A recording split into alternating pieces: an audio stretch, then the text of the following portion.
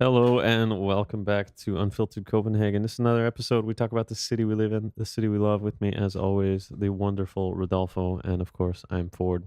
Here we are. Here we are with that. God damn it! I promised we weren't going to talk about the weather. I was gonna No, say no something. weather. All No right, weather. no weather. I'll talk It's- about something else. It's nice outside. I'll. I'm gonna ask you for it. What do you got? Have you been following anything about the Mayweather McGregor upcoming boxing match? Yeah, well, I didn't watch any of the video of the shit talking, but I did see the suit he wore with like the "fuck you" pinstripes. Yeah. I thought that was yeah. I mean, You didn't see any of the highlights. No, not really. But I've kind of seen McGregor highlights in the past, so I kind of know what to expect. Yeah. Just him calling him a pussy and all that. But Oh, it I was I a- heard there was some like racial tension or something though, That's or maybe some people making a bigger deal out of it. It was American media, or I assume it was mostly American media making a big deal out of it. That's Be- racist. Basically, what happened was Connor referred to Floyd as a boy. So he Okay. said like, "Dance for me, boy," or something like that, you know? Yeah, And apparently, I wasn't even aware of this. Apparently, boy can it also can be like a taken slightly as a slave. Jesus Like Christ, exactly. man. I mean, seriously, it's- and what you're gonna outlaw "boy" as a word in your whole was so society like is? I wasn't even aware of that, you know? Yeah. So yeah. how bad can it be? Like how much of a, I don't know, stereotypical racial epithet kind of thing can it be that probably most of Yeah. the world is not aware of it? My girlfriend was telling me that you can't even refer to somebody as black anymore, that they have to be called a people of color. But that's very non-deterministic. I mean, because I'm a color. Well, yeah, I got like a pinkish tone. Anyways, I Yeah, just, that's just I, silly, I yeah. think the whole oversensitivity about all that stuff. I mean, I get that some bad stuff happened, but man, at some point, it seems like people just want to be outraged about anything. I think no, I'm pretty sure that that's also one of the reasons why you see so much of this shit on the internet, like people just using those words, Yeah, you know, because when you give so much power to words like that, yeah. it's just, especially behind the anonymity of the internet and the computer screen, it's just basically gives a lot of power to random people who, I don't know, would otherwise be ignored throughout life. Yeah. So when's the actual Mayweather and McGregor fight going? What do they call it now? Maymac or Mac I don't weather know. or I some don't know. I shit don't like know. that? When's that fight supposed to occur? The fight is going to happen August 26th. Okay. Mark your calendar for it. Yeah, that'll be a little bit after. We're gonna watch the, what is it? Ryzen? Yeah. That's at the end of this month. So That's July 30th, actually. Yeah, so we're gonna see a pretty badass Japanese MMA fighting, soccer kicks allowed, head kicks, all that. We can only hope that will be as good as the last one that I've seen. I just saw the intro to the last one and that shit looked so impressive. Cool. It's so cool. I mean, it looked like they spent $1 billion on that fucking whole setup. And They everything. really bring up the Just the overall like amp or getting you so excited. the for show. shit. Yeah, they just make it really showmanship. flashy. It's Yeah, it looks good. especially compared to the UFC, which is what I guess most Westerners are used to seeing. Yeah, it's a different Uh, level when the Japanese do something. The Yeah. Japanese, if they're either going to do it right or they're not going to do it at all, and if they do it right, they're going to go like 110% on it. I think that's cool. Still on the Mayweather fight, or McGregor fight, let's say. I'm just taking sides here. I want Conor to win. I don't think it will happen. I want him to win so No, bad. I don't think he's going to win in a boxing match with Mayweather. There is a chance for it. There is a chance. Of course, there's always a chance. I mean, to be fair, he could just come out there, box a few rounds, get beat, and then just bite the guy's ear Actually, off. he claimed that he's going to finish Floyd within the first 4 rounds. Okay. You know, it's the biggest payday of his career. He's just looking probably to get a huge amount of pay and then just quit forever. He He mentioned during one of the press conferences that he is basically quadrupling his net worth with this match. Yeah. So I guess just a rough estimate. If he makes $100 million here, it means he's worth 25 million now, and he's just basically just gonna make 4 times as more. Yeah, whatever. Do the math. Maybe make three times as much. So yeah, it's must be nice, you know. it's gonna be. Must I mean, be nice. The only thing I really hope for is that I heard that sometimes when there's a big boxing match, that Imperial, the cinema, Yeah, they'll that show it. they'll show it, and you just pay, I don't know, maybe 200 krona or something like that. So just like going to the cinema, maybe a bit more expensive, Yeah, but that they will show it for all these people in a huge screen. And if they do that, I might want not to be a be bad there. might not be a bad Oh, idea. I'm going to be there. Either that or like a bar with a good viewing setup would be good too. I don't know, but yeah, I could see probably the theater might be better, especially if it's not quite like a And the bars might be just full of like too many people there, you know? yeah, yeah. Well, I was gonna say I thought for a minute since it being a theater, like oh maybe it's gonna be like a movie, everybody's quiet. And I'm like oh yeah, never mind, it's gonna Oh be a no, fight, it's a everybody's fucking gonna be fight, shouting you and all know? that. So yeah, that sounds pretty good. I'd be up to go see it as long as it's not more than 200 crowns. 200 crowns is already kind of pushing it, Yeah. but it's a nice theater. Didn't we see? What did we see? saw Hateful Eight there. Yeah, the Tarantino movie. I fell asleep during a part of that. I took a little nap. How can you fall asleep during a Tarantino movie? To be honest, I thought the movie wasn't that incredible. All the characters were pretty forgettable. I really liked it.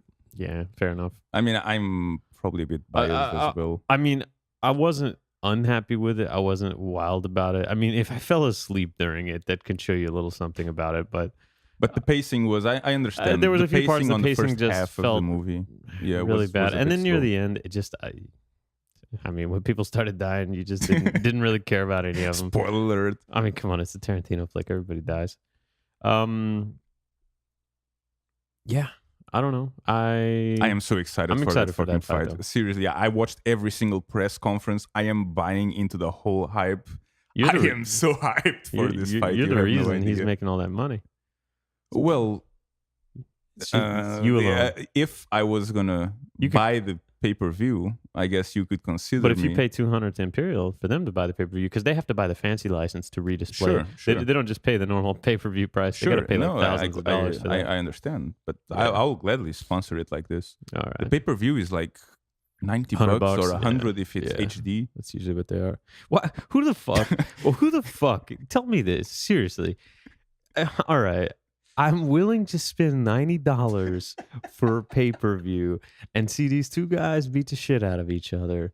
But I am not willing to spend 100 because those extra pixels don't matter. Who watches that shit in like 480p in the year 2017? I mean, it's looking like a YouTube video from 2000, Maybe it's just a way of 15 frames a second, you know? limiting the Like one of the those blood, you like know? one of those bootleg But there's not much blood in boxing. it's like one of those right? bootleg soccer matches where like you can hear the commentators, but every now and then you just see a little slideshow update of a picture, you know? It's like That reminds me,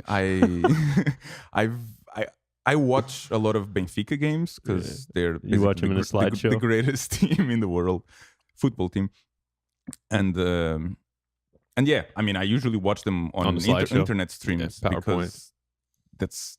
To be honest, I don't know if it's the only way to watch them here, but there's really not that many options that I yeah, have. I mean, I'm familiar too because when I was still living in the U.S., we watched a bunch of football matches, like Mexican games, and well, in Texas, to be honest, you could watch a lot of Mexican games because there was a bunch of Spanish You have a lot channels. of Mexican TV channels, And so right? you could watch like Club America and different Mexican games in Texas, but you couldn't watch too much Premier League unless you had like the really expensive channel subscription. And even then, it was subject to blackouts and like only like let's say United or Chelsea games were aired or maybe Arsenal or something like that. You know what I mean?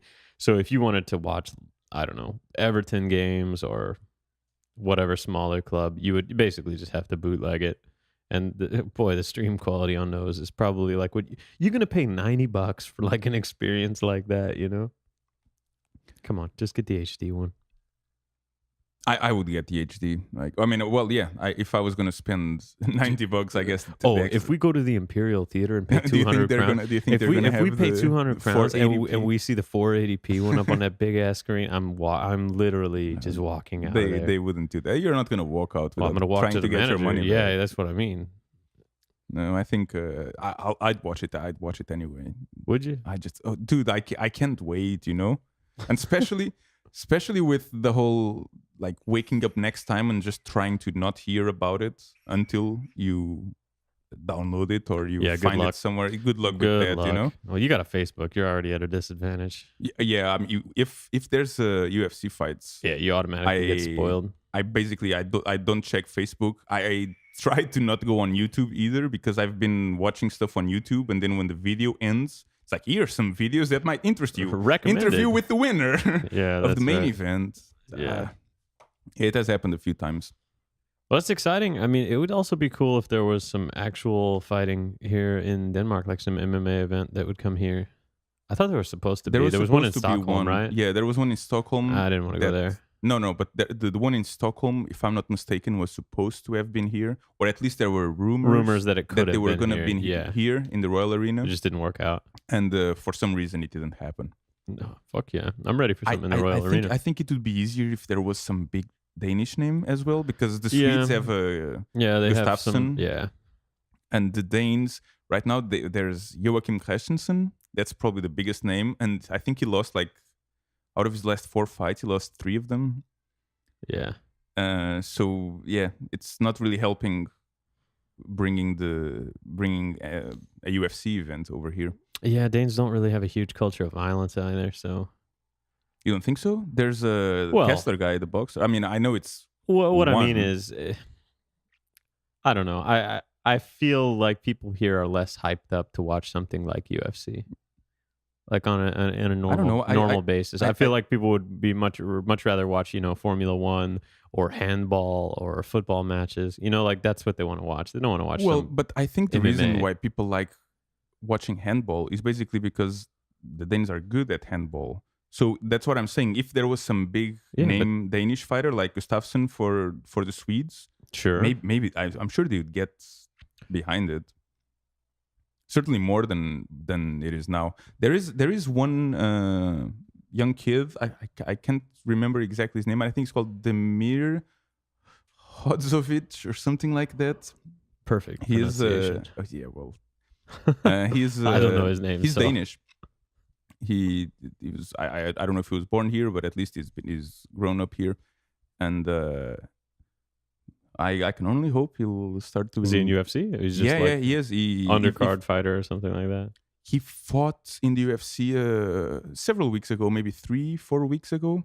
Okay, and he actually won the fight by a beautifully executed knee to the face. Love it. It was pretty exciting. I think you might have sent me a clip of that or something. Or you sent me a clip of some knee to the face that was pretty good. I don't remember what it was. I like knees to do. I like knees to other people's faces. Yeah, not to yours. I don't think I would like to try such a thing. Well, but it is exciting. I am very excited, and I wish there was more of it. But you said something about Formula One. Yeah, I was going to say, speaking of excitement, and we just touched on it, the Formula One thing. I've noticed there's some articles saying that I guess Copenhagen could be in contention to host the Danish Grand Prix in 2020.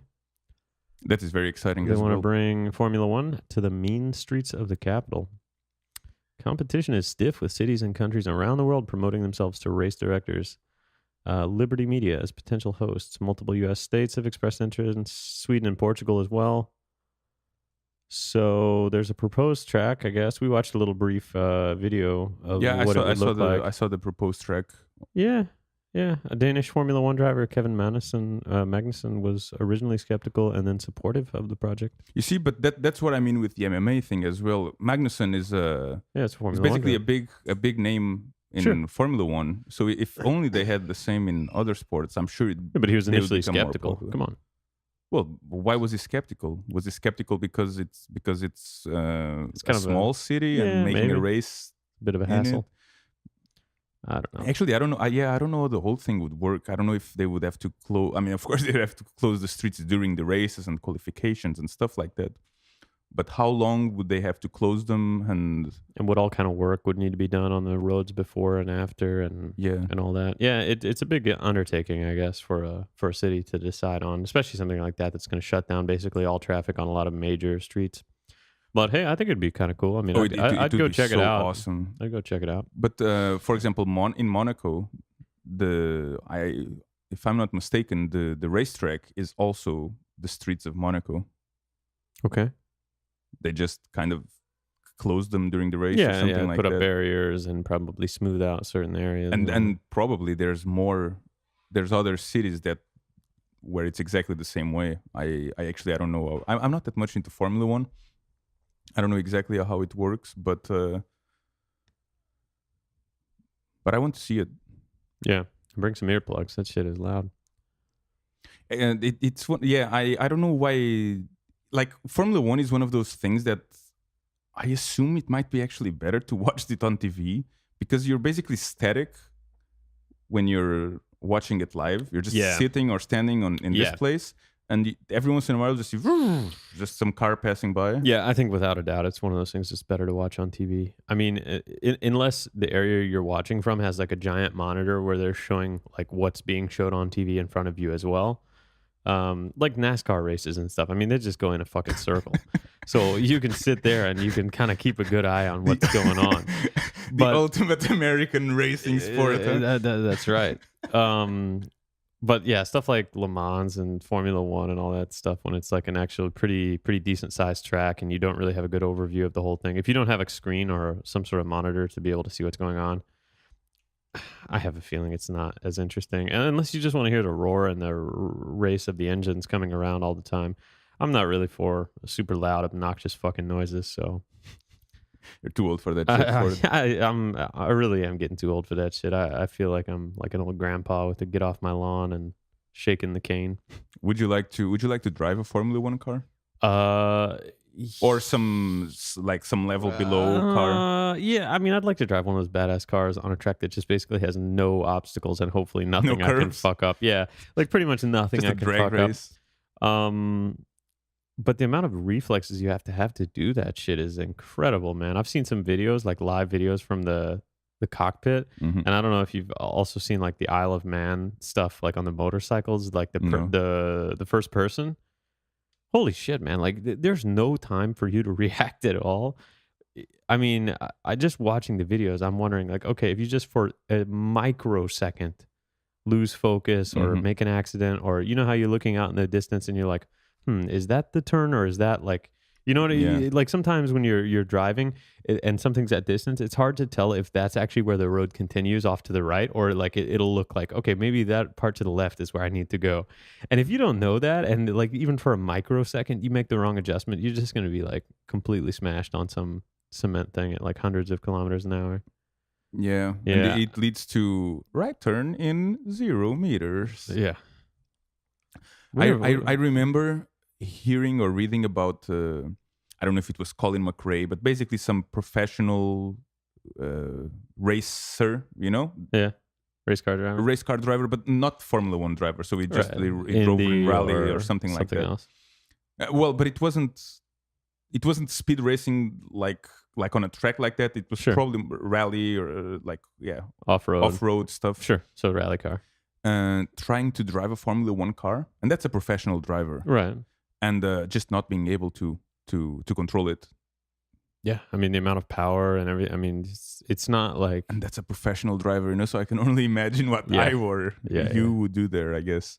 Yeah, you'd have to work your way up to it. I think they have like training cars all the way up that go from like levels of horsepower and different power levels. I think they also have ones where they just electronically throttle all that stuff. So like as you start to become more and more comfortable with it, I think they unlock more power. Like a video game. Yeah, pretty much. But yeah, I mean, I'd find it, I guess, interesting. I don't want to die.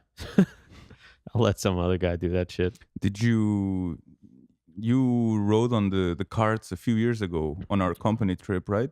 We were racing doing kart racing. Is that the one where Morton got hurt? He hurt his back or something? Probably, yeah. No, I think I skip. I usually skip those go-kart type things because everybody acts so fucking stupid on those things. Oh, it was so much fun. I love it. There was a guy that died at some go-kart racing thing. Those electric carts that go up to like, I don't know, they go pretty, like when they're fully unlocked and everybody's fully turned up, those things go, I think, in the neighborhood of like 80 to 110 kilometers an hour. And you're like an inch off the ground. You know what I mean? And there was some guy that died, like basically somebody just hit him in the back, just acting stupid, or just, oh, I'm going to hit him or whatever, and just basically rode up over him and like snapped his neck off. Ooh. Yeah. So, I mean, that kind of shit, everybody always wants to dick around and kind of horse around. And I mean, maybe it's just because I'm too cautious nowadays. Do you also read about train accidents before you take the metro to work? But the likelihood of that happening is a lot different than the likelihood of a bunch of drunk Danes participating in some go-karting thing where their only objective is basically just to probably smash into people. I think you're making a lot of assumptions there. Yeah, I don't know. It's not bumper cars, in a wagon like we have done as well. Well, didn't Morton get like a pretty serious injury to his back doing that? Doing what? The race car. He actually injured his back. The go-kart. Yeah. People were smashing him. I don't know if it was because of the smashing. I mean, that's what he told me. But when you're racing like 3-4 times in a row in something like that, and there's also a lot of bumping and a little rough riding and all that. Yeah, but it's hard on your body to run that, even if you don't bump into anyone. Sure. So I think it must have been more like, I mean, Morton is not really the most athletic person I know either, I guess. So it could be a bit rough to just drive so many times. Anyways, I sat that out. I think we took the day in the city. I was actually pretty hungover that day too. So I was pretty much just like, I don't want to deal with all the noise, drunk people trying to ram into my car. I was like, I'm hungover. I'm going to go. You missed out for it. I didn't miss out. We actually sat on the harbor. Where was it? Was that when we were in Mallorca or when we were in Marbella? I think it was Palma, Mallorca. Yeah, so we were out on one of those $1 million yacht harbor restaurants where like every yacht out there was like, fucking 30-40 meter yacht, something like that. We just sat basically on the port there and had some drinks, some tasty food. Waited for you guys to finish up. Sounds a lot less exciting to my ears for it. I guess. What'd you get? A gold medal? No. Yeah, I figured. Not with the driving I've seen you do. Well, sometimes you're really not very good at driving a standard transmission, Dolph. I think you're over. How do you call it? Your shift points are so bad, and you never downshift when you need to. Like, you just never consider that downshifting is possible. Once you go up into a gear, there's no further going down. The only time you'll go down is when you go into neutral and then stop. So you'd be going like 30 kilometers an hour in fifth gear. No power available, engine like wanting to stall out on you. You do, Dolph. It's all right for it. You seem deeply... What do you want me to say to that? Do you want me to start defending myself here? No. Maybe just, let's just say that maybe you go to a Formula One school. No, I'll just leave it like this for it. Yeah. I was driving because I was the only sober person in that car at that time. So let's just leave it like this. Fair enough. You seem defensive, Dolph. Well, I have to. You're making accusations to the public. I would say they're well founded. Anyways, I think your memory might be a bit hazy. I remember I had to tell you to slow down because there was a car stopping. You're going to smash into it, and you're like, "Oh yeah, I see that now." Yeah, you were a bit like the hawk in the back. Not even in the back. You're a bit like if there's a couple driving, and let's just follow the stereotype. And there's the woman sitting on the passenger seat. She's like, "Oh, slow down! Oh no, don't watch out for the right turn." How dare you assume? How dare you? How dare you? Anyways, I'm not a very good passenger. Shit. I'll tell you that. Hey, I'm a better passenger than that other guy that fucking was giving you directions and then forgot to tell you about the turn until after the turn. All right. So I would like to drive a Formula One car. But you probably not Formula One see car. One downshift and then they just kick you out. Not a Formula One car. I'm sure I would not be able to drive something like that. But something kind of fast paced. Okay. In a racetrack. So like coming that. to Copenhagen. When is the 2020? Yeah, a few years away. That's a long time. I think the metro is going to be finished by then. Yeah, maybe even another bridge will get completed around here. I think that's asking too much for it. Yeah. All right. Well, but if you don't want to drive, nice transition through the streets. Yeah. I had a different transition in mind. I was going to say, speaking of fast and agile maneuvering around the city streets, The Danish electric bike program is still wobbly, Dolph. That's the headline. You've Do you you've think seen these, right? But you if I've haven't. seen them? Well, Yes, I've but seen you them haven't for. ridden these. I might have ridden once. I'm not entirely sure. I never created an account, but Okay, I have a vague memory of one random night, a friend of mine renting one for you or renting something. one with his account for me. Yeah, you can get an extra. So this is Busuklen. This is like the city bike, the electric white bikes you see around all the city at the different transport. I paid for the monthly subscription for a period of time. Like it's like 50 or 70 crowns a month or Yeah. something, and then you can ride them basically unlimited as long as the rides are under 30 minutes, which basically means you can ride it unlimited because you can get anywhere in that time. I thought they're good. Like the electric motor is quite strong, and you can get a decent amount of speed, and you don't really have to put any fucking effort out at all, which is nice for me because I'm American. And if there was like an air conditioner and maybe an area to put a cheeseburger down in the bike, then that would be like ideal. But they are clumsy as fuck when you're going like low speed, slow speed. They're really heavy because of all the, I guess, the The frame and battery. the battery. And so at low speed, like when you're coming to a stop, you have to make sure, and like the actual pedals are, I think they use an elastic, like a rubber band instead of a chain. So the pedals have a little bit of play in them. So it's kind of hard to get the pedals to be in the perfect position when you stop so that you can like get it started very easily again. Because there's no backpedaling on the bike, or there's no like freewheel or anything. So anyways, just in low speed stuff, like getting stopped and started, it's just a little clunky. Like you feel like a chump basically when you're going low speed or starting off. But other than that, they're pretty good. They're cheap. You can get where you want to go fast. You don't have to sweat as much.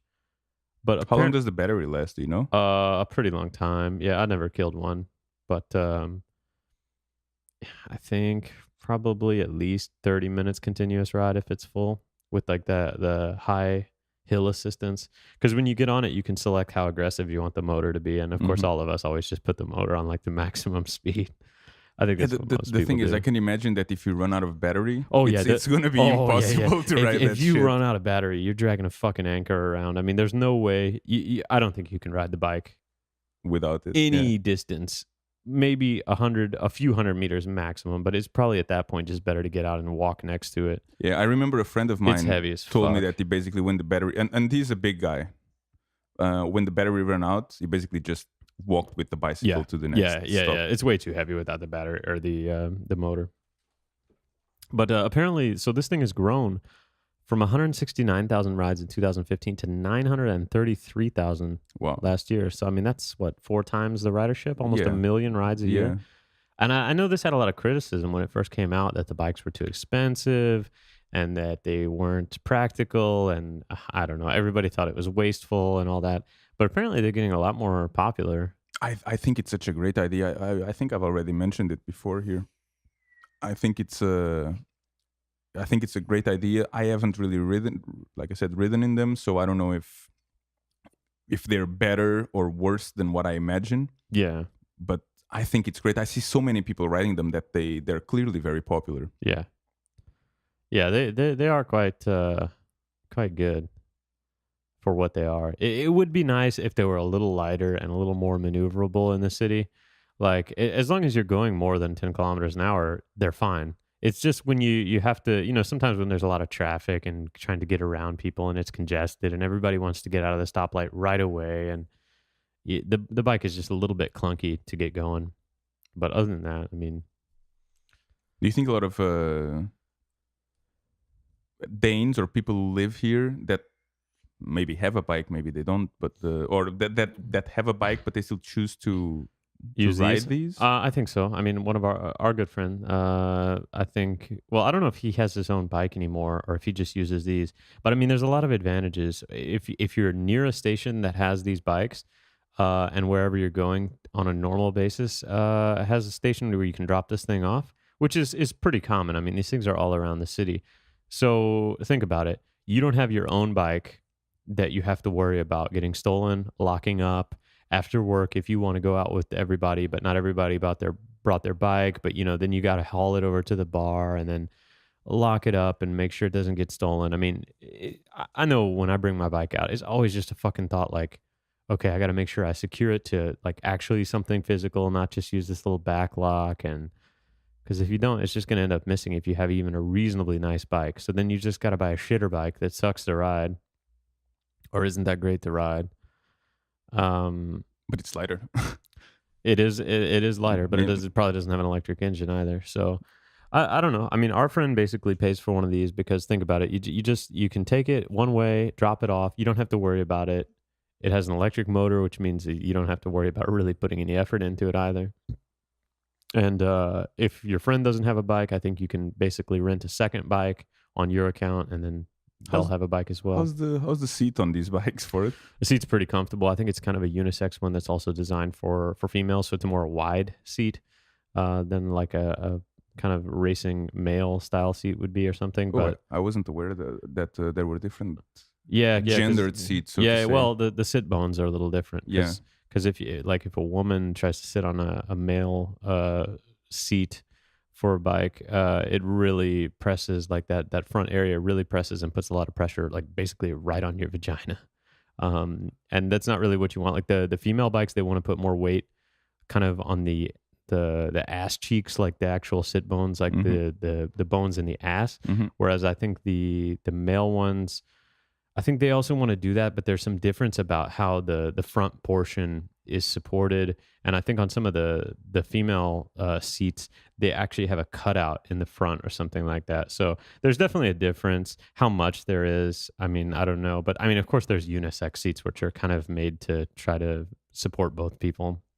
But the seats are pretty comfortable. I mean, they're not uncomfortable.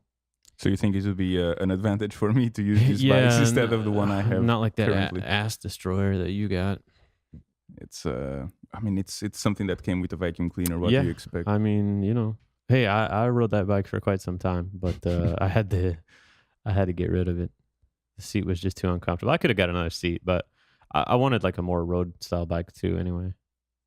But do you have a bike now? Yeah, I do. I just never take it out because it's nice. Like I know. That's I don't know if that sounds counterintuitive or not. I mean, I understand. I kind of understand your point. It just sucks because the bike is really nice. It's really nice to ride. I'm just always so worried about bringing it out here because if you have even a remotely nice bike, it's not a question of if, it's just a question of when. And you have to be so careful all the time about where you lock it up and all this. And even then, there's going to be a time where somebody, no matter how well you've locked it to something, somebody's still just going to cut it and take it. Maybe you should have bought a shitty one for Yeah, it. but then if you get a shitty bike, I mean, I don't know, man. You just can't win. You basically have to have a shitty bike or you got to use one of these city bikes if you don't want to have to worry about your bike all the time. I feel your pain for it. I mean, I have insurance on it too, but I don't know. Whatever.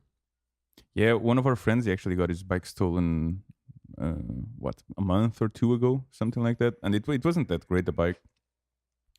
But I guess it's really just a matter of time. I might have told already the story. I used to have a bike that it wasn't an expensive bike. I think I got it in Bilka for like 1,000 krona, like 8 years ago. But it was I really liked that bike. And then one day, I always kept it in the basement, and they were cleaning out all the unused bikes there. So they gave me a sticker to put on my bike, so they wouldn't take it. I lost the sticker, so I took the bike outside, and it's all good. And then the date passed, and they cleaned out all the bikes. I think the cleaning date was through.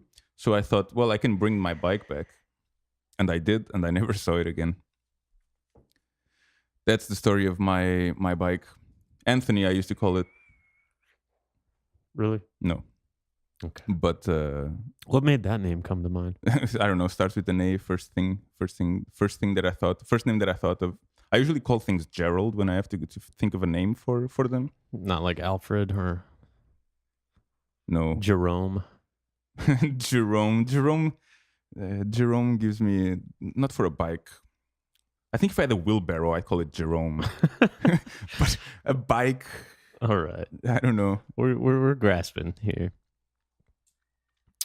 So these bikes cost $17,000. These electric ones. I think that's a lot of the criticism they got. People were like, "Holy shit, that's expensive for a bike."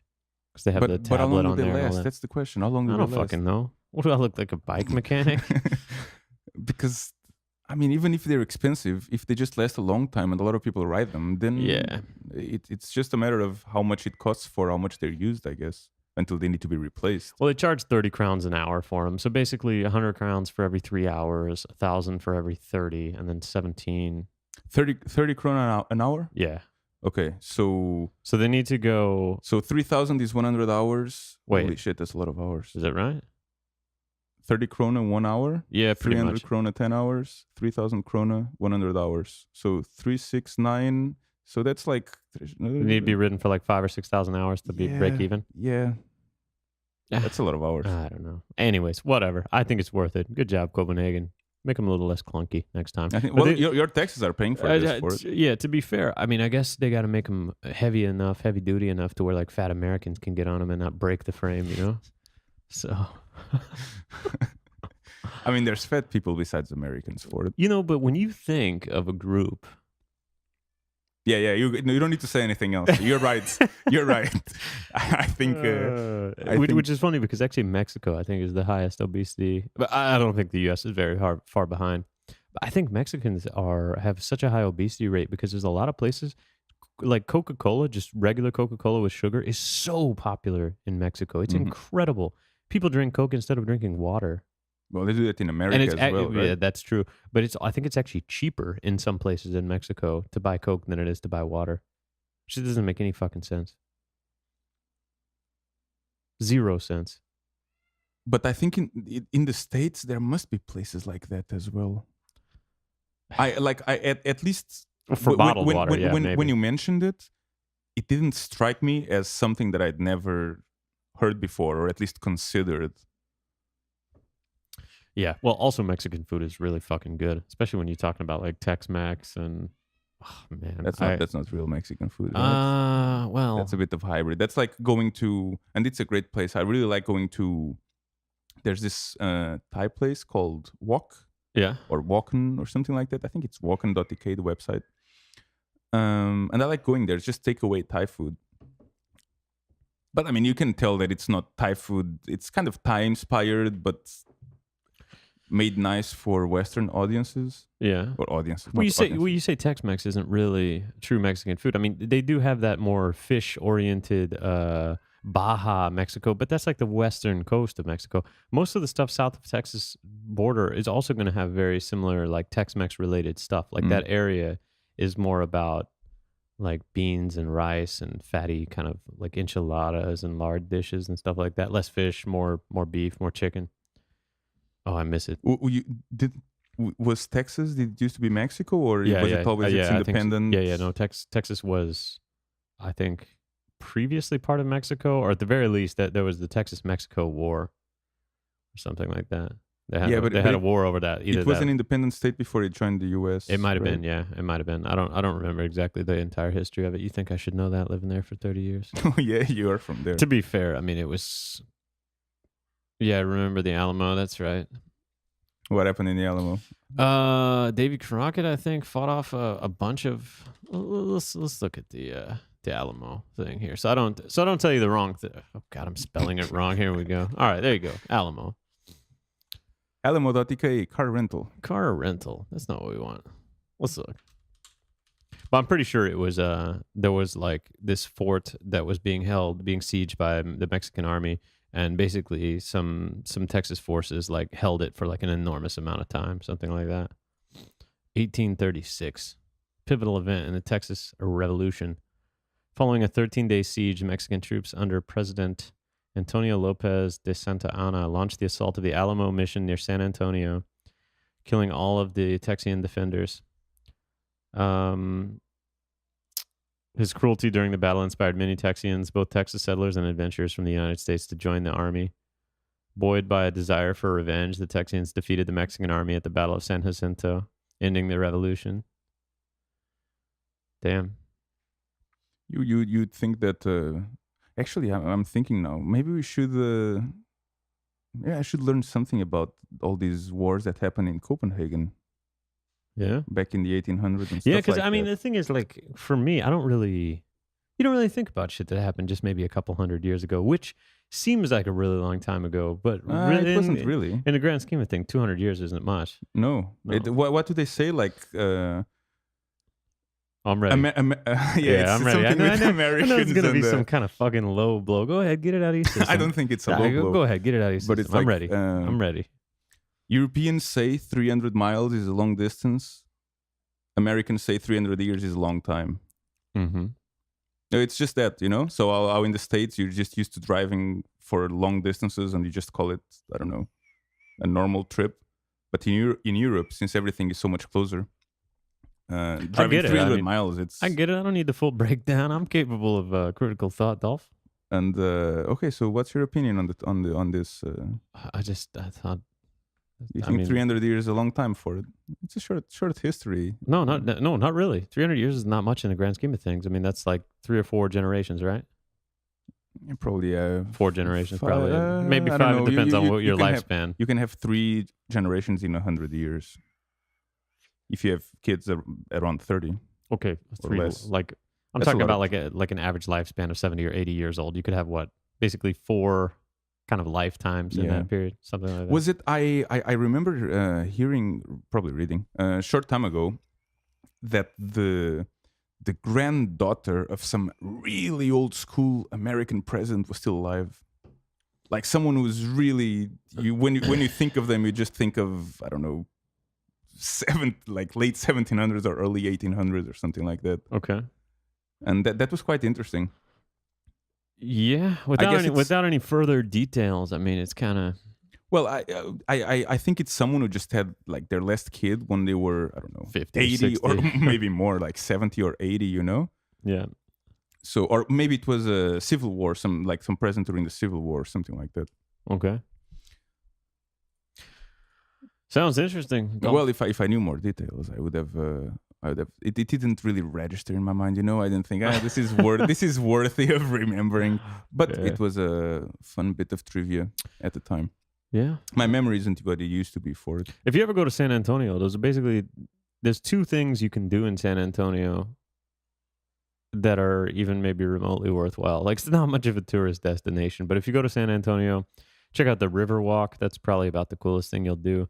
And then you can go to the Alamo and check out the fort where they were under siege and trying to defend, and I guess ended up getting slaughtered eventually. Do you recommend it? San Antonio? Yeah. If you're already in Texas and you're within 2 or 3 hours, yeah, maybe. You're probably better off going to Austin. Like, if you have limited time, like if you just want to see everything in Texas, you check out Austin, San Antonio, Dallas, and Houston.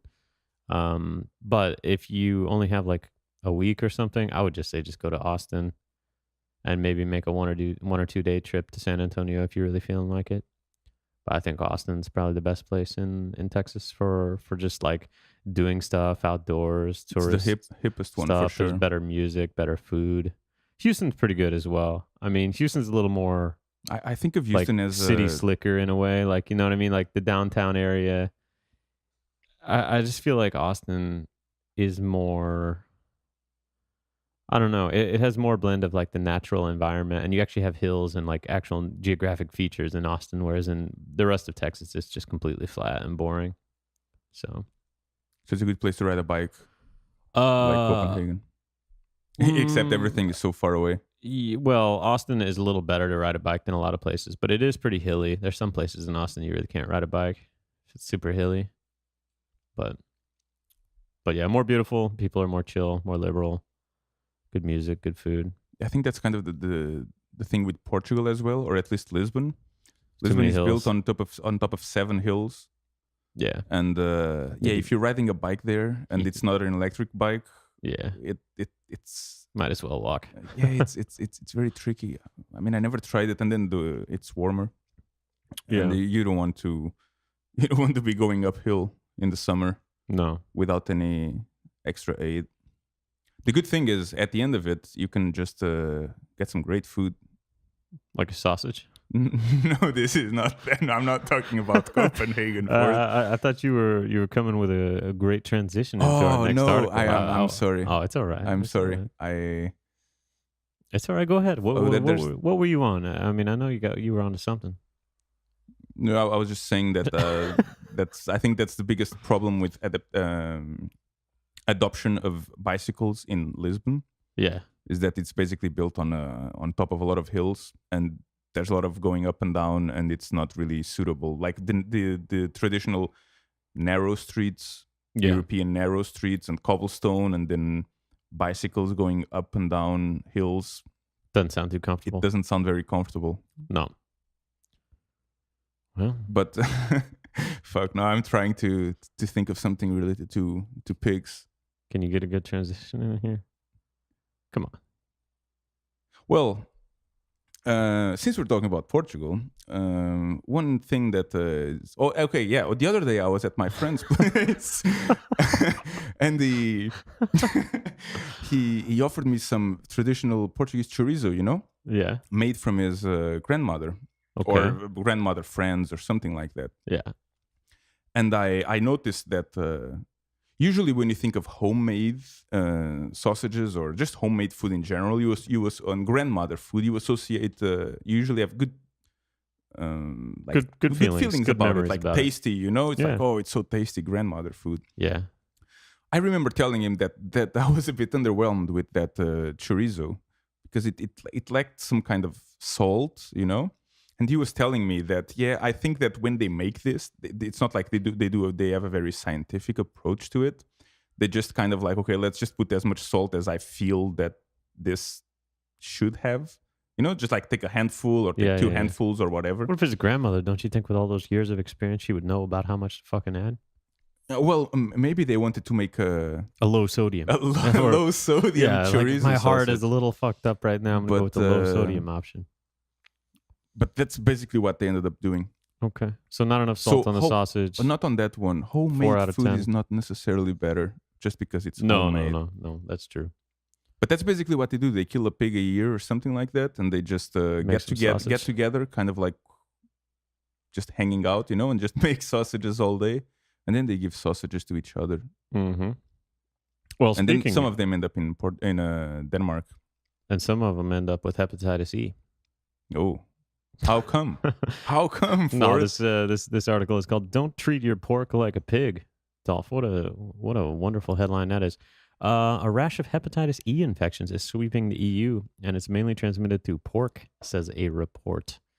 Cases of hepatitis E infecting the EU could mostly be avoided if both chefs and backyard cooks practice better hygiene and cook pork products completely, according to a new report from European Food Safety Authority.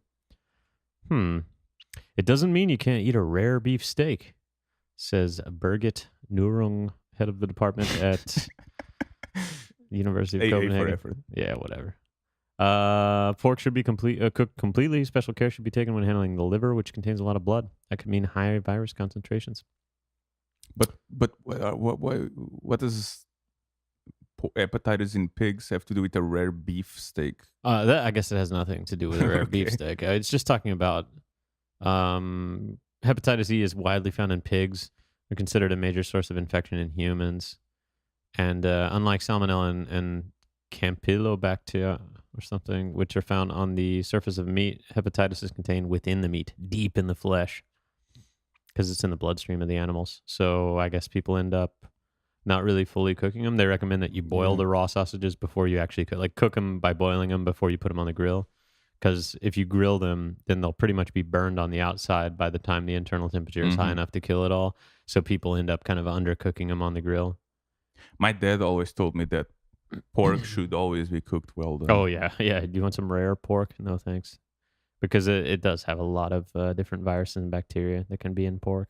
Is it just based on their life? I guess so. I don't know. I think pigs are just dirtier animals in general. I think that's part of the reason. Oh, I feel like that's one of the reasons why some religions don't eat certain types of food or meat. Like I know that.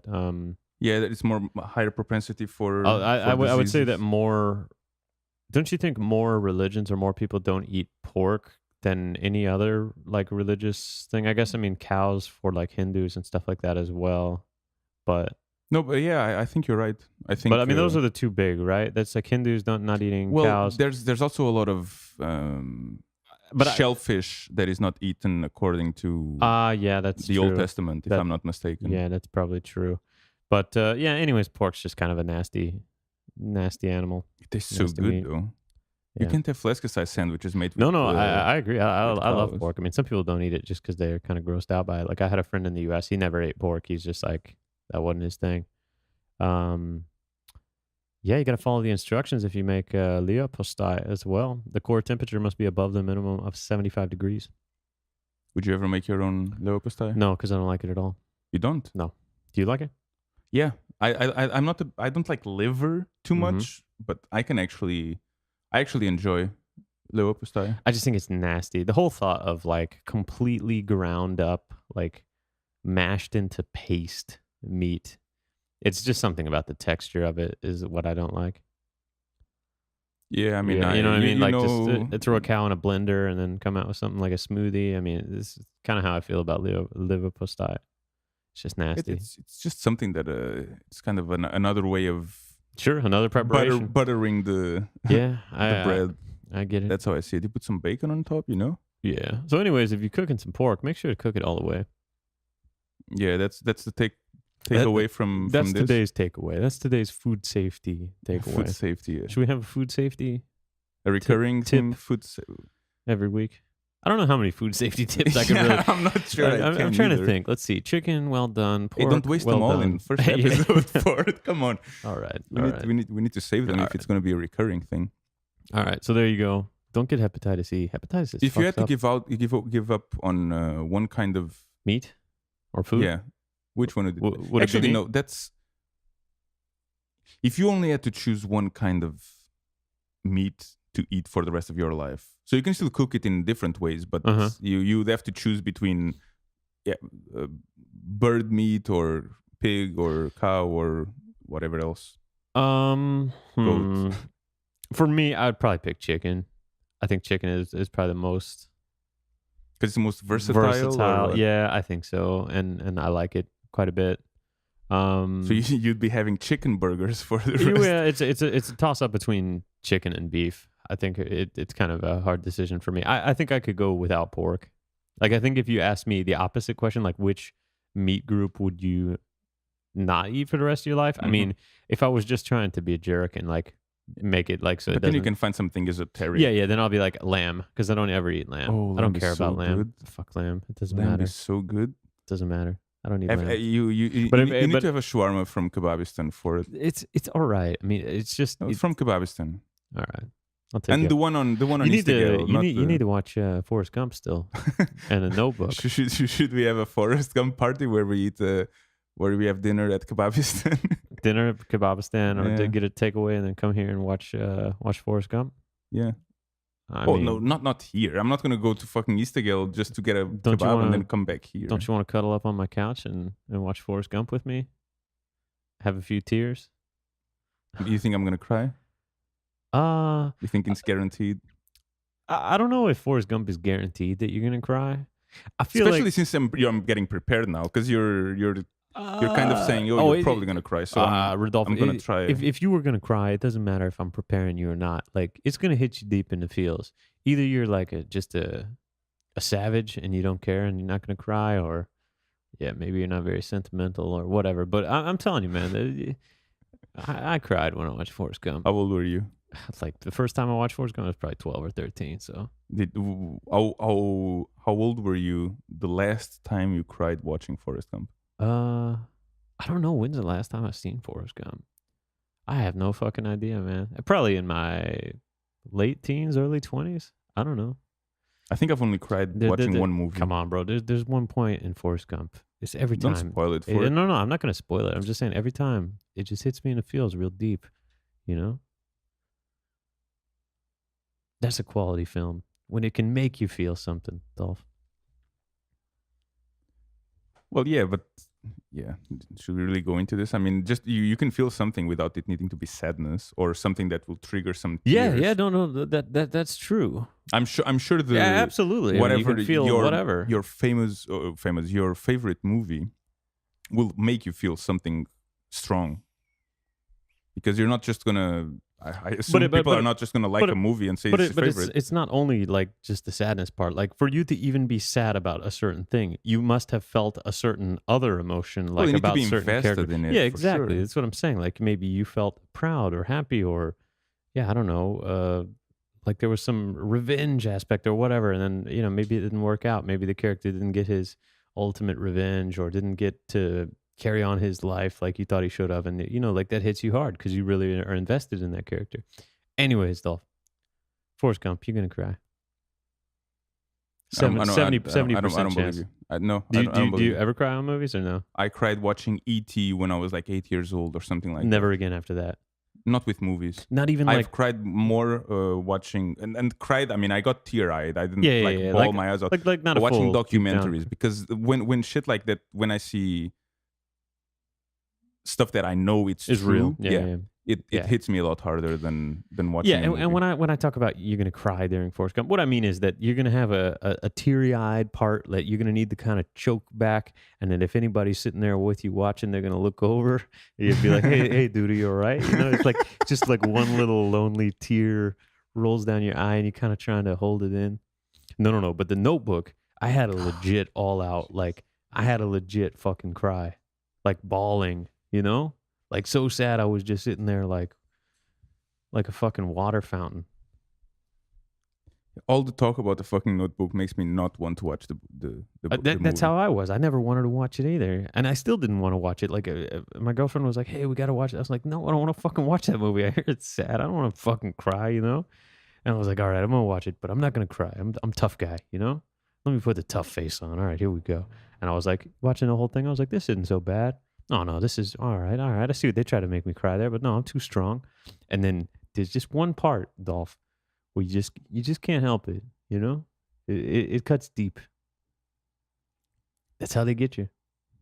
I'll save it for a challenge, like we mentioned before. All right. I promise you for it, I'm not going to watch it just by myself because I don't want to ruin any kind of potential tears without having anyone else there to witness document them it and make fun of me record it or on maybe video not make fun and of me, post but it on YouTube. just remember it for posterity.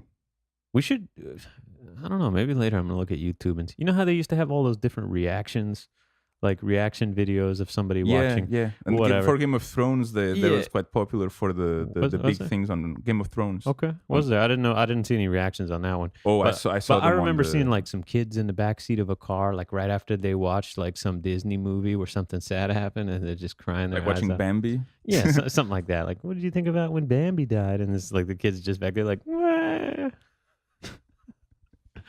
I love it. All right. Or Lion King. Yeah. Lion King. What was so sad about Lion King? Well, yeah. No spoilers. Come on, Dolph. Not everybody's seen Lion King. It's yeah, fuck it. I don't even remember. Well, Simba's father, he has some issues. Okay. Yeah, don't spoil it for me. I've seen it. That's all I'm saying. Come on. I've seen it, but it's been so long that I don't even really remember the fucking story of that shit. Don't you remember a cliff? Yeah, maybe. A cliff All and right. two lions. A cliffhanger. Yeah, there was literally one lion hanging on a cliff. All And it right. gets very dramatic. Yeah. Don't ruin it, Dolph. Well, that's actually not even halfway into the movie, That's more like the end of the first act. If you wanna put it in such technical terms like that. It's like it's the trigger for what's to come Yeah. within Yeah. I got it. jungle life. I do miss some of those old Disney classics. Actually, all those Pixar films, it's so good nowadays. They're pretty good. Have you watched any of those recent Pixar films? No, No, they're but I- fucking good, man. I watched, what did we watch? It's the one where the little bunny rabbit wants to be like a cop and she goes to the big city. There's like a bunch of animals. I forget what this fucking I movie don't is. know. Anyways, it's fucking good. I haven't it's watched good. animated movies like that in a long time. I watched the Wall-E. Yeah, Wally's good as well. I think it was during Christmas, and I was in Portugal with my family, and it just came on TV, and I started watching it. I have to say, I wasn't either because of the environment or whatever else was in my mind. I wasn't really invested into it. I watched Up as well. The same thing, probably another Christmas. I remember I was in Portugal. Yeah. Maybe the same Christmas, just the next day. And yeah, it just failed to grab me as well. I don't know. I think if you watch, when you were saying you watched the movie on TV, there was commercials in between. Yeah, that always does. Yeah, maybe that, you never can really get invested when there's a commercial every 10 minutes. And I'm with my family. You know, people are talking. You're not paying enough attention. Maybe not. No. Maybe not. If you sat down and watched it, actually, Wall-E is really good. It's like scarily accurate. How like the commentary on society. Everybody's just like so fat and lazy. And yeah. Anyways, I thought that one was pretty good. But I forget what this one was called. We watched it maybe like half a year ago or something. Every now and then you just look at Netflix and all that shit and there's like nothing on and you're like, there's no movies you want to watch. And then there's some like really wildly popular Pixar film that's like aimed at kids, but it just gets like really good reviews. And you're like, all right, let's watch it. Have you ever watched the old, I mean, not necessarily so old, the Studio Ghibli movies? I think that's the name, the Japanese. Yeah, I've watched it. I think a couple of them. Yeah, they're really good. Like Princess Mononoke. I don't know if... yeah, but those. I don't know if movies. I watched the Princess one. I have watched what's the other one that's wildly popular? Spirited Away. Spirited Away. Yeah. With the big nosed chick or whatever.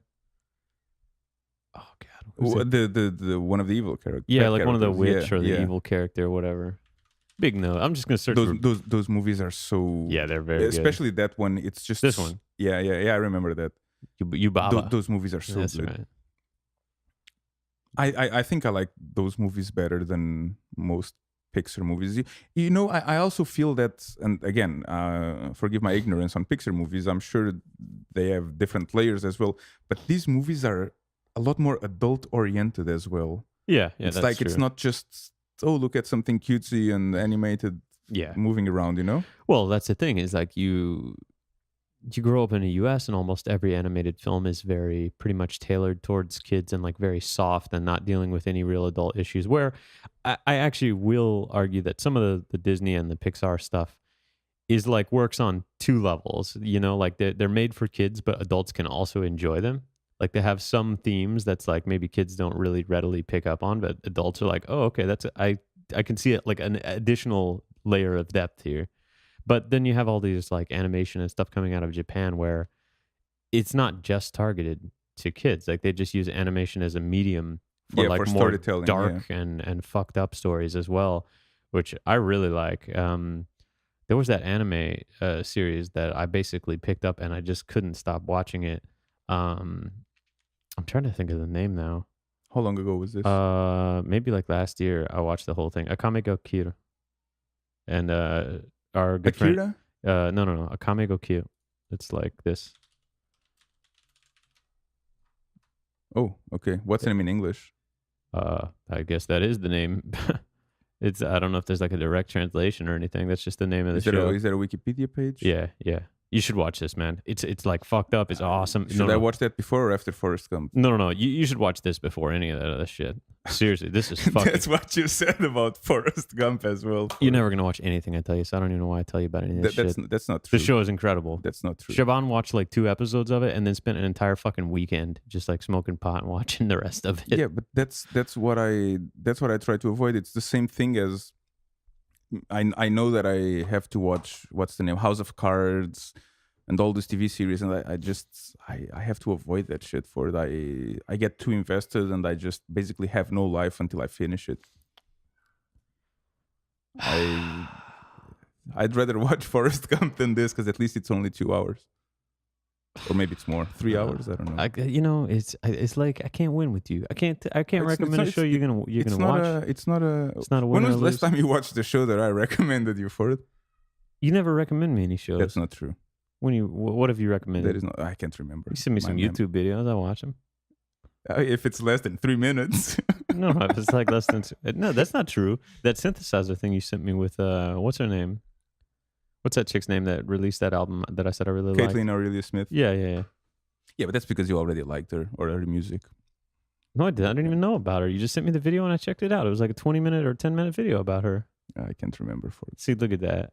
I give your recommendations the Send credit. Send me a 10-minute video. I'll watch it for it. I give your recommendations the credit they deserve. It's on my to-do list.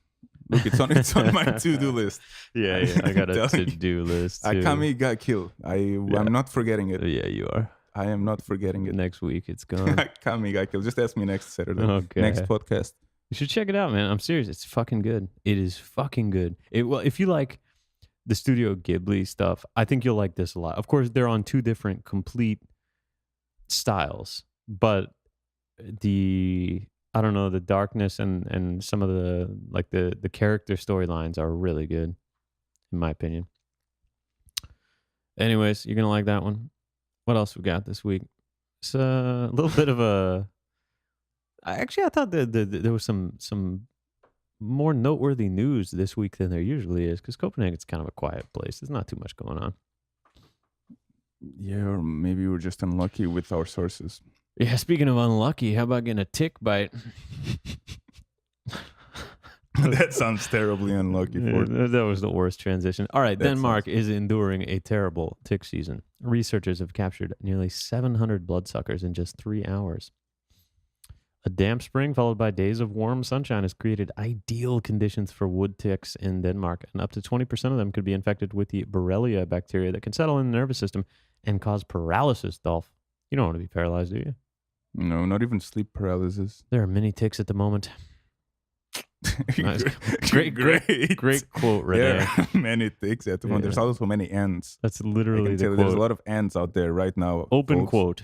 There are many ticks at the moment. Who said that? That's Renee Budka. Budka, yeah. He's an epidemiologist. Yeah. Okay, that's He's not dressing up the fact. I mean, he's just getting down to brass tacks, you know. You know, it's something that I actually I kind of appreciate. Yeah, me too, because all this clickbaity shit nowadays. Just tell me how it is. Like, what's the takeaway? Give me the TLDR. I don't have 15 minutes to fucking go into this article and then read all this comments about it.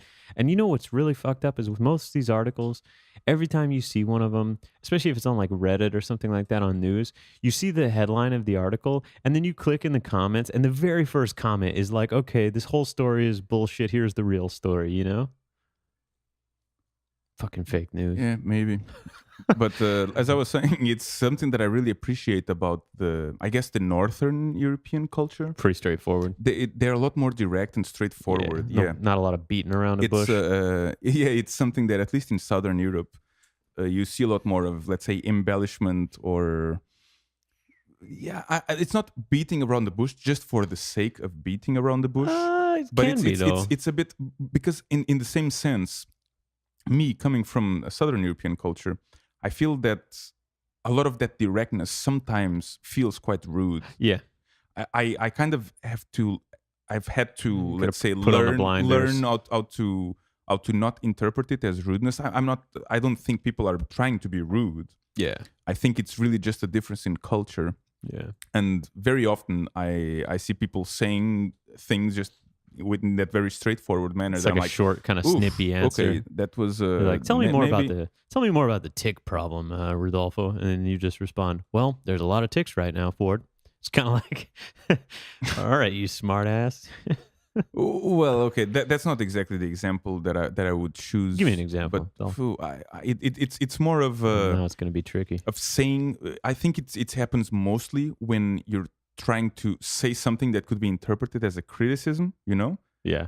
And that's not the original intention. Yeah. But once you start talking about someone else to them, yeah, like saying something, even if it's something completely innocuous, yeah, there's obviously a higher chance that person's like, oof, no, I'm not like that, or no, yeah. I didn't do that. That's or all think about that, it's all about the language, right? And because I mean, I think.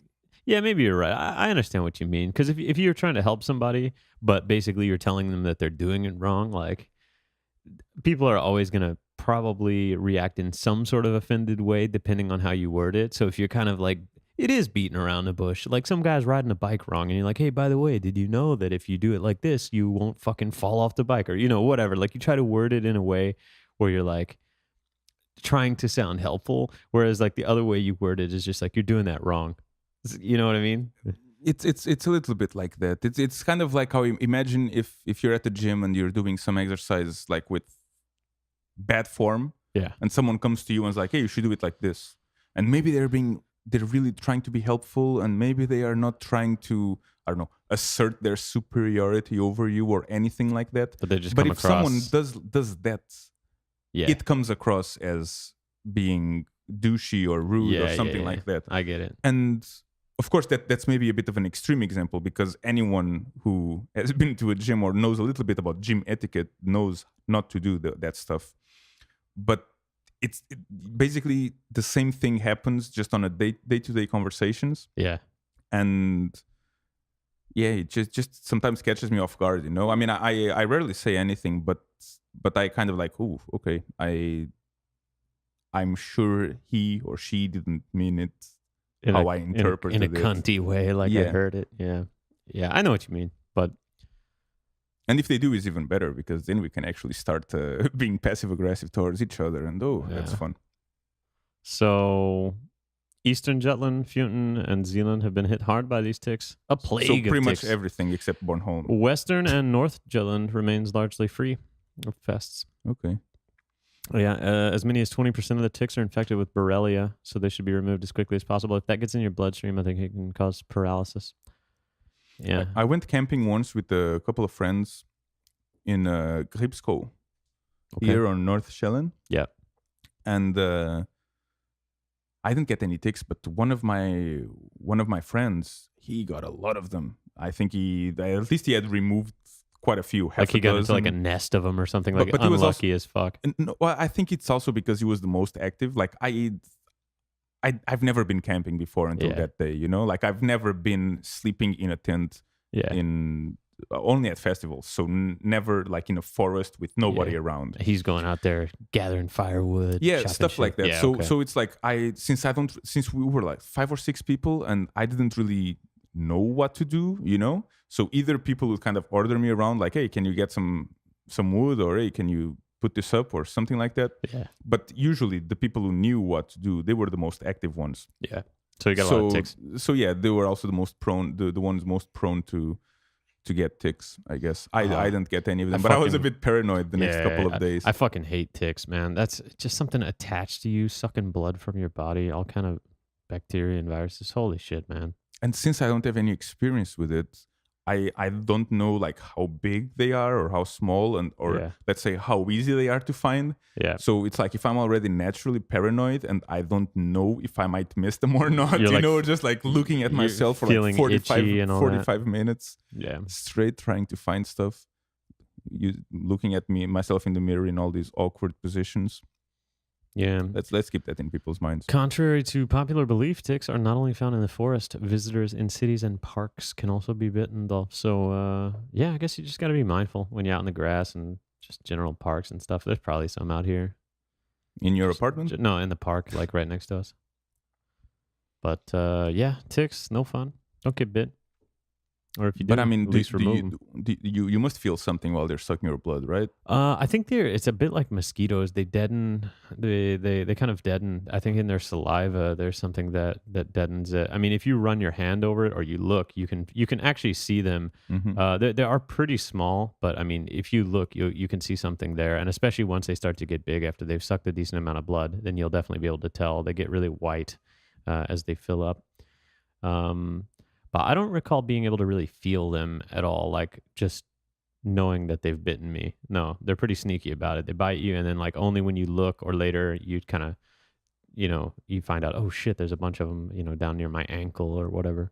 Because I think as you brush past like weeds and plants and stuff like that, they just basically hang on to those plants, and then when something brushes by, they just like kind of hop onto you. Mm-hmm. Yeah, and they're nasty little fuckers. That's also something that I kind of like about the weather up here. Yeah.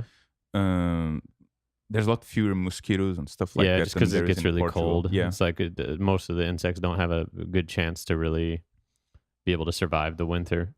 It's one of the advantages of these crappy fucking insects, man. Weather places. Not a big fan. So yeah. Would you get rid of all the insects if you could? If it didn't cause any negative consequence to society, then yeah, I guess so. There's actually some argument now about how, I remember how everybody wanted to get rid of all mosquitoes because they felt like they served no purpose at all. Mm. I don't know. There's some scientists now saying like maybe we shouldn't do that. So What if I don't know. I hate mosquitoes. what if mosquitoes were the what if we mosquitoes and us the roles were inverted? You think it would be fair for the mosquitoes to be saying, "Yeah, let's eradicate all humans because I don't like them." I wouldn't. It never feels fair from the side that is getting Yeah, eradicated. exactly. But I mean, look, I'm not the side. Won't anyone think about the mosquitoes? I'm not the side getting eradicated though. So No, but but I asked you if you would if come on, Dolph. How annoying are we to mosquitoes? Do you think mosquitoes on a daily basis think to themselves how horrible humans are and how annoying they are? no. I'm just saying if the roles were reversed. Yeah, I know, but think about it. We have a legitimate gripe with mosquitoes. They're fucking annoying. Yeah, but they're just trying to survive, right? Yeah, but they could try to survive, like, suck somebody else's blood, like another species. Don't go for us. Do they suck only human blood? No, I think they take others. They go for too. any animal? Yeah, but they often go for humans. That's just because there's so many of us. Could be. I don't know. But so they would they attack dogs, cats, stuff like that. I as think well? so. Yeah, I think so. It would make sense, I guess. Just need some blood. Yeah, if they just need some blood. Thirsty. Maybe you can have a nest just with a blood dispensary, Oh, Just get them there. no. And when there's too many of them, you just zap them, they're gone. No, I think they make the most effective things for reducing the amount of mosquitoes and stuff like that without doing like all kind of pesticide and stuff like that is they make carbon dioxide traps. So they basically just make a trap that emits a lot of carbon dioxide because that's what they seek out because they think, okay, if there's carbon dioxide here, there's like some breathing thing that has blood in it. And I think they pretty much just lure them into this machine where it just pulls them in with like a vacuum and they can't get out and it kills them somehow or yeah, something like that. They used to have them, I think, in Louisiana and stuff like that, and also a lot of bug zappers. One thing that I know that they've been doing recently is they genetically engineer mosquitoes so that they can still reproduce, but their offspring will not be able to reproduce. Yeah, they make the males, yeah, so that like the offspring are sterile or something like that. Yeah, that's a pretty good idea. And I just read this kind of headline recently. I don't know much about it. I don't know if they're still doing it, if they just did experiments and it worked or not. I assume they use that especially for places where mosquitoes carry malaria and other I diseases. think actually mosquitoes are cause more death than like almost anything else. I wouldn't be surprised. Actually, like what are the numbers? I thought this was like the most deadly animal. Actually, I think it is more than humans. Yeah, because humans kill fucking shit ton of other humans. Mosquitoes kill more humans than human murderers kill. All right. Deadliest animal in the world by far. Yeah, it's mosquitoes. Yeah, malaria kills more than 600,000 people every year. Another 200 million cases incapacitate people for days at a time. Threatens half the world's population, causes billions of dollars in lost productivity. Yeah, apparently mosquitoes are like the most dangerous animal. Humans murder around 475,000 other people each year. That's a lot of fucking Holy people. shit, man. That's a lot of fucking people. 475,000. 500,000. Wow. Every year murdered. And that's murder. Well, I mean, presumably that also includes war, like murder. Well, yeah, sure. But I mean, is that any less than murder? Yeah, exactly. I don't know. Yeah. Negligence or accidents. I mean, I guess accident might still be. I don't know the exact definition of murder, but murder is basically denotes some intention behind it, right? Yeah. Damn. That's a lot of people. Fucking mosquitoes, man. So let's do some quick shady math. Back of the napkin math. Yes, there's 7 billion people in the world, right? Yeah. Let's round the 475,000 to 500,000.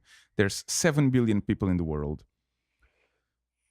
Oof, this is going to be a bit trickier than I expected. So are you trying to think about the percentage of people we kill each year? Or are you trying to think of how long it would take to kill all the world's humans population? murder around 500,000 other people each year. Yeah. So that means that in 10 years. In 2 years, 2 years. there's 1 million. Yeah. And then in 500 this times is that. going to be tricky. I wanted to see like how 1,000 times that. So in 2,000 years, we would kill 1 billion people. No, I wanted to see how many. No, it's gonna be too tricky for me to do it right But now. Maybe for at least the next tell me podcast. what you're trying to get at. Okay, Maybe we could just Google it. I was trying to I was trying to figure out how many, like according to the statistics. Yeah. If of course I know that one person, like it's not going to be one murder per person. Mm-hmm. But I was trying to figure out how many people murder people per year. So, for example, if we had a thing like 1 in every 200,000 people, then I would know that if I interacted with 200,000 people within a certain time period, there's a big chance that I have interacted with a murderer. How about some aggressive typing? There right you go. How about that? In general, what is the percentage of people that kill another human being? War, murder, whatever. That's exactly what you wanted to know, right? Yeah, but that's not. Is it not? Maybe I'll. No, I won't bother to do the math for the next episode. Do you think you ever interacted with a murderer? I don't know. Probably. I mean, interacted with. I don't know. Walked by, ordered a coffee from one. I don't know. Yeah, I mean actually interact, not just passing by one. Unless you passed and you bumped on them. That's a small interaction. In 33 years? Probably, for sure. Especially living in the States. Yeah, probably for sure. I think when we were growing up, there was a kid in the neighborhood that was kind of like, he wasn't like really a good friend or anything, but he ran in some of the same circles, and he was later arrested for murder. So I mean, I know of a case. Oh, okay. Yeah. Okay, that's and you were friends with him, or you just? No, I wasn't friends with him. He just like lived in the neighborhood, and he knew some of the kids I knew and stuff like that. Yeah, I think that it's just, there's just such a big chance that I've been in Vegas so many times, I'm sure I've crossed paths with some really shady people over there. Yeah. Really shady. And I'd like to know more about it. Like when you die on an RPG and you can see all these statistics about your character. Yeah. I wish I could just go back in my whole life and figure out how many just statistics about my whole life. I know what you're trying to get at, Ford. This kind of disrupted my train of thought. Oh, I'm sorry. Yeah, tell me more about your life as an RPG. What do you think your highest statistic is in an RPG? Like, what do you track? Highest? Yeah, like what do you track? What's like when you think to yourself, "Wow, that was a good job. I just leveled up." If your life is like an RPG, what's like your number one stat? Like, what's your objective? Like, oh, you need to collect 3 more boar's tails and send them to Smoky Mountain Village over here, and then he'll reward you with 2 mutton chops that are cooked. That's a bit subjective, right? Okay, but it's your own life. I would say that if you're talking about achievements, like achievement unlocked, probably being world champion on that or unofficial world champion on that hacking competition at DEF CON. Okay. The DEF CON CTF, Capture the Flag. That's probably the one that's the highlight of your life. If I was in an RPG right now and I die, that's one of the things on my tombstone. They're going to talk about that when they read your obituary. Here lies probably Dolph, winner of the 2011 DEF CON Capture the Flag hacking competition. I didn't do it just by myself, by the way. You're on a team. Yeah. Did you pull your weight? Would you say you were like a good team member, or were you just along for a ride? Yeah, I think so. Did you ever do any projects in school where they make you team up with somebody else? Yeah, who doesn't do shit. Yeah, and they don't do shit. Yeah. You're like, God damn it, man! What are you fucking doing? Like, I've had projects like that. I actually remember very clearly one of them where basically the other guy did nothing. Yeah, and thankfully the teacher knew. Yeah, that he's not the kind of person that would do much, Yeah, I think they always do. So So I got a bit of Or you just at least of a moral Yeah. victory there. Or you just put something in the paper, like deep in one of the paragraphs, like, by the way, the partner X didn't do anything at all. And just like give him the paper to review. You know, he's not going to review it, then just turn it in, you know? And that's why I guess there's you need to make a presentation on your work, because if you're going to present a work that you know nothing about, you're going to be in a bit of trouble. Mm-hmm. Yeah. Trying to find a fancy American or English expression for being in a bit of trouble for it. Being in a bit of trouble? Yeah, just being in trouble. Well, it doesn't matter caught anymore. In a pinch? I don't know. Caught in a pinch? Yeah.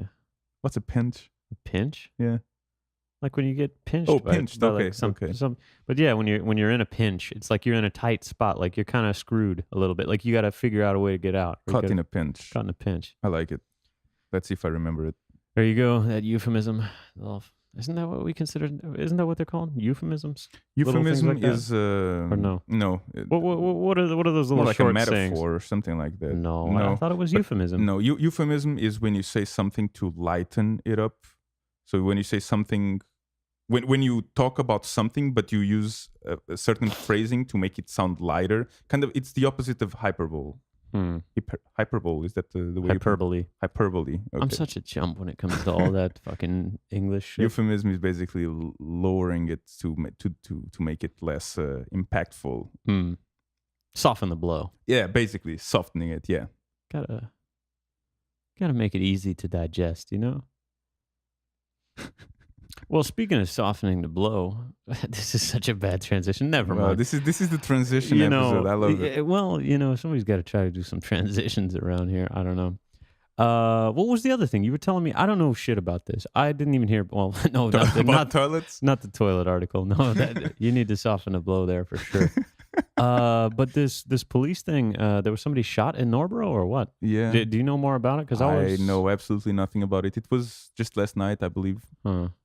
I'm gonna just translate this because I don't feel like trying to figure it all out. To some coffee shop. So there was a shooting at Mima's Go last night. According to the person that reported it, I guess a car drove away at high speed, so maybe it was like a drive-by or something.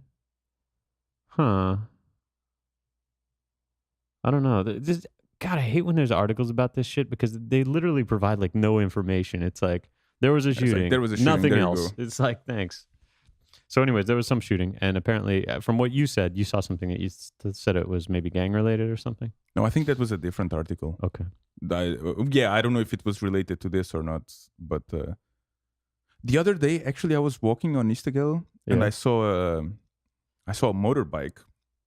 Like one of those big bikes, like basically a real motorcycle, a biker's bike, like a gang, like a Harley looking thing, or what, like a racing, like a crotch rocket? No. Yeah, like a Harley Davidson. A gang. How do you say a gang? It's like a fat boy, like one of those American style choppers or something like that. Is that what you're talking about? You know how they call rockers here in Denmark? I don't know what they call. Rockers is basically so like a bike like this. The name, maybe, yeah. But a Hells Angels bike, let's say. Okay. And it had a sticker in there just saying proud member of Bandidos. Okay. I believe, which is basically a gang. Yeah, it's a gang. And I thought it was interesting that someone was just on a bike proudly displaying their affection for a gang. Not just their affection, their membership. Maybe affection. Yeah, maybe affection is not the word I wanted to. It says proud member of. I mean, I'm sure there's a word starting with A for someone who belongs to a group. Association? Affiliation? Affiliation, maybe. That's what I wanted to say. I bet it is. That's what I wanted to say. I'm saying it right now. Yeah. Anyways, so some shootings, or a shooting last night, I guess. I didn't hear anything. We were out at Christiania. It was in Northport for it. Yeah. It was probably early in the morning as well. Yeah, that's probably true. Man. Well, there you go. What was our other softening the blow? Toilet. Yeah, the toilet. All right. Legendary Danish toilet designer. The toilet plays an important role for our civilization. I love the headline. This guy has sold nearly 25 million toilets of his design. Wow. What's so special about his design? I don't know. Let's find out. I mean, maybe it's the ease at which you can take a dump into it. Maybe it's the shape. I mean, to be honest, Yeah, not much has changed in toilets in the past, I don't know, hundreds of years, unless you're right? talking about these fancy Japanese toilets, no, not really. I mean, other than just efficiency of gallons per flush or liters per Yeah. flush or whatever you want to call it. Honestly, I mean, a toilet is a fucking toilet for the most part. So I think all it really takes for you to be like a legendary Danish toilet designer is just to say, you know what I'm going to do? I'm going to make a toilet and sell it. And pretty much, I mean, I think you've got the market kind of by the ass, so to speak. I mean, there's not that many. How many fucking toilet manufacturers? You have Toto, you have. Oh, wow. You actually know some. Well, I mean, Toto is in Japanese. When you have this Ifu or Ifo one here that's pretty popular here. In the US, you have, God, I'm trying to remember the name. Now I can't remember it because I haven't taken a shit on one in a while. Do you always look at the brand before you take a shit? No, it's just you happen to see it and you just, I don't know. It's like American Standard or something like that. I don't remember. Anyways, I can really legitimately think of like maybe 4 or 5 toilet brands in the world. So, I mean, and again, it's one of those things where the design is pretty simple. I mean, it's not like you're going to go through an enormous amount of research and development. Just take something that looks like a toilet and make one. You know, I hadn't thought about it until now because I don't really think much about toilets. But I think... Should we start a business, maybe? I think it's about time for some... like an XL or like an extra large toilet for like those Magnum dumps or something? No, it's not about size. Okay. I think it's time for some innovation in the toilet business. I really firmly believe so. Don't get me wrong. I don't think you're going to be able to compete with all those Japanese toilets that are making all the crazy, butthole blasting, heater and warmer, and yeah, it's like it plays you a little song like "Twinkle Twinkle Little Star" once you're done. I mean, there's some real innovation there. The problem is you don't see those anywhere in the rest of the world. It's like nobody cares enough to get all those fancy features on a toilet because at the end of the day, everybody just sees it as a hole that you take a dump in. Yeah, but maybe that's too much over the top, But there could be some innovation in toilets without needing to go all gadget gizmo like kind of middle thing. Ground. Yeah, like for example, like a cryptocurrency where why are all the why are toilets always the same shape? There must be some other. You want a square shaped toilet? Star? No, but maybe for example, adjustable height toilet. Like when I go to fucking Germany and I sit on those toilets in the hotels, I mean they're made for fucking Germans, and I'm not the shortest person in the world, but sometimes I actually need to just tiptoe on that fucking toilet. Yeah, they really need to figure out some solution. Just some adjustable height, for example. I mean, adjustable height, that's one thing. You see? That's one thing. But what's the solution to when there's like piss on the seat? When there's piss on the seat. Like, yeah, like you go to a public toilet, some guys pissed in there but didn't put the cover up, and so there's a little dribble on there, but you run in there with the unfortunate fucking luck of having to have, some... nobody likes to take a shit in public unless they have to, I think, for the most part, because you just don't know I who's was just at Roskilde, I'm a bit... a little wary, hepatitis E or something. No, but what I'm getting at is what's the solution to the piss on a seat problem? Because then you got to wipe it down, and I mean, you're like thinking to yourself, well, that's, if you took a shit on something, you wouldn't just wipe it away with a towel and call it good. You'd want to clean it. But what's the solution to that? I mean, I've seen there's some ones in some American airports where they have a little, like a sheath, almost like a condom for the whole seat cover. And there's a mechanical thing that pulls it along. After every person uses it, it exposes a new clean portion of this sheath that covers it. Yeah, but it's still paper. Yeah, well, no, it's not paper. It's plastic. But Okay. the problem with that is that people are so horrible that what they do is they take a shit on top of the plastic sheath, Hmm. and then when it rotates back into the machine, the turd gets smushed in there, Holy and then shit. every piece that comes out has like turd smeared all over it. Yeah, it's I fucking actually, people, you I've know, you can't have anything nice.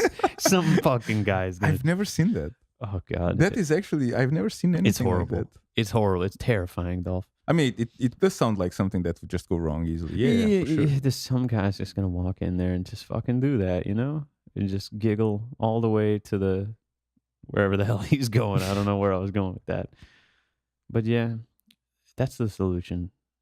That's what they need, because women have that problem a lot. Like women's bathrooms are actually a lot nastier than men's often, because most women, I mean, talking with my girlfriend at least, most women, they don't want to touch cheeks to the seat either, Hmm. because they don't know. It's the same reason we don't like it. Like, I don't like to take a shit in public. You don't know what's on that fucking seat.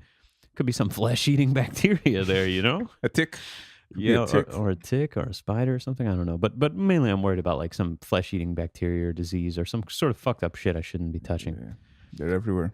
Yeah, and of course I probably worry about it more than it's a real problem. No. But anyways, but women, they often just hover above the seat, and so they end up pissing kind of all over the seat, and so it's like a recurring problem, because the next one, well, she has to hover over it. So oftentimes, I don't know if you ever seen any strictly women's bathrooms, but often they are not the cleanest. I So I can't. think they would appreciate that fix more than even maybe men would. I don't know if I've ever been in one. Probably not, but I don't know. But I remember reading articles online and seeing it mentioned more than once that they were actually nastier than men's bathrooms. Yeah,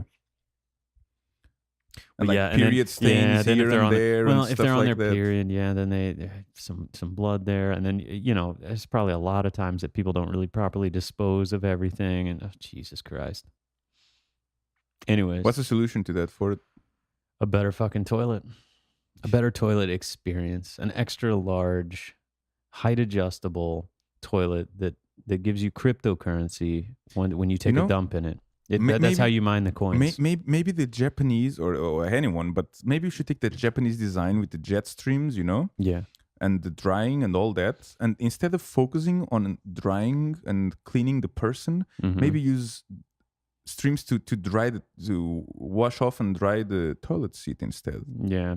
Or you could instead turn the focus from all that kind of creature comfort and coddling and making you feel nice and everything perfect, and turn the toilet into like a punisher, where like if you do something wrong that the toilet doesn't like, that's going to be a penalty. Holy shit, that sounds like a weapon right there, Well, It's you like a know, horror movie. You got 2 drops on the seat, it shoots you with like some piss, you know? That's like horror movie. What if you do it by mistake? I mean, not everybody is Got to be paying attention. vigilant. I'm sure you've done that on your own toilet. You by got to be mistake before. vigilant, you know? If that thing's going to shoot a stream of piss out at you if you drop a few drops but on the seat, sometimes you just can't fully control the streams. then you better fucking start to control it. Holy shit! I'm just imagining like you piss on the toilet seat and a blade comes off and chops off your dick. All right, now that's a little extreme. No shit. I'm not going to take it to that level, you know? So what? Burn your ass hair when you? That could be seen as a feature, you know? Some Oh. people don't want to shave ass hair and might just burn it off. You just go into a toilet, it just smells like burned hair. Oh, Sounds like a winning combination to make bathrooms more appealing. this episode is really, really gone off the rails here. You see, but at least we have some interesting toilet design. Yeah. Height adjustable, extra large, the Punisher. Oh, height adjustable, just the first one that I came Yeah, up with. yeah. Like why do toilet seats have to be done with it's not necessarily ceramic. Ceramic are the toilets themselves, but the seats. I mean, usually when you sit on a toilet seat, you don't want it to be warm because it means that someone was there a very short time ago, right? At the same time, you don't want it to be cold either, Why can't they do something about some this? happy medium. Well, I think the Japanese ones have those heated seats. I'm telling you, look, the answers to all your questions about Japan. toilets, it's in Japan. Just go to Japan. I think they're focusing on the wrong things there, though. I don't know about that. I mean, I found it too invasive. I mentioned it before. I found that jet, the way jet too stream, invasive, you know? it's like a little too personal, too quickly. Yeah, it's like you need to warm up to it. You know when you meet someone and very quickly they just get into your personal space and you can smell their breath while they're talking to you, and you've met this person for like 2 minutes ago. Yeah, that's a bit invasive. That's kind of what I felt, with the toilet. No, maybe if I lived in Japan and I could slowly ease myself into using that, it, level up. But all of a sudden, it's like, well, I just got to Japan. All of a sudden, I have a jet stream going up my asshole. Yeah, like the F1 driver. You got to have levels where it starts off weak, just maybe a little gentle, warm air directed at your butthole at first, and then as you ease up to that, then eventually you get the stream. Well, I think they should actually focus on something else, like cleaning the seats. I definitely think there could be a lot of improvement on public toilets. Probably what'll happen is we'll have some robotic thing that basically cleans it. Like a maid? No, like a robot though, like something that sprays like some sort of disinfecting thing all over the entire surface and then just dries it all away. So I'm just gonna have a robot in every. Pretty sure in 50 years, yeah, you just have. And then you equip the robot with a camera. No, and you have a whole. Look, I'm telling you, like in 50 years, bathrooms will probably be like modular. We just put in like a bathroom that like comes with all the fucking features that you want, and the toilet will have, it'll be some fancy toilet, and it'll have some robotic thing that basically just cleans it. Wouldn't that be nice to never have to fucking clean the toilet again?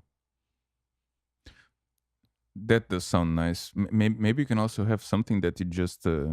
No, that's not a good idea. Never mind.